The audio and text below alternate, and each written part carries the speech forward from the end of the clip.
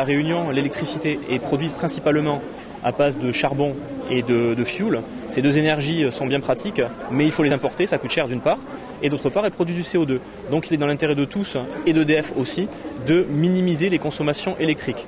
Donc il y a des personnes à EDF qui s'occupent de ça, et on a déjà monté des gros projets, comme les lampes basse consommation à 1 €, on subventionne aussi les chauffe-eau solaires. Il y a de multiples opérations de ce type qui sont destinées à baisser les consommations électriques.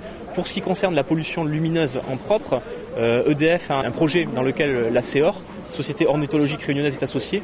L'idée, c'est de travailler sur un éclairage plus optimisé, un éclairage qui n'éclaire pas urbain, qui n'éclaire pas vers le haut, mais vers le bas, afin de limiter les dégâts sur les pétrels et les puffins, qui s'écrasent car ils sont désorientés par ces éclairages urbains mal adaptés.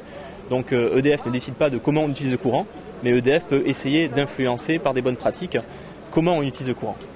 Mais finalement, réduire sa consommation, ça pénalise une entreprise comme EDF qui vit de ça, non?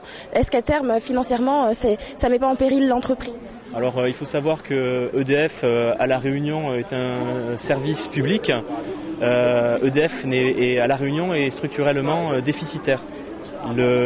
Est compensé par ce qu'on appelle la CSPE, contribution au service public de l'électricité. La CSPE figure sur toutes les factures et les 30 millions de consommateurs français payent quelques centimes pour assurer ce qui s'appelle la péréquation tarifaire, que tous les consommateurs en France payent la même chose, que ce soit à La Réunion, où l'électricité coûte cher à produire, que ce soit à Paris, où elle ne coûte pas cher à distribuer et à produire, ou au fin fond de la Creuse ou de la Corrèze.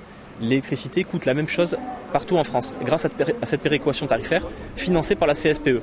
Et le but, c'est que l'électricité à La Réunion coûte le moins cher possible à produire. Donc non, ce n'est pas antinomique. EDF souhaite limiter les consommations électriques à La Réunion, tout en maintenant le confort des Réunionnais, bien entendu.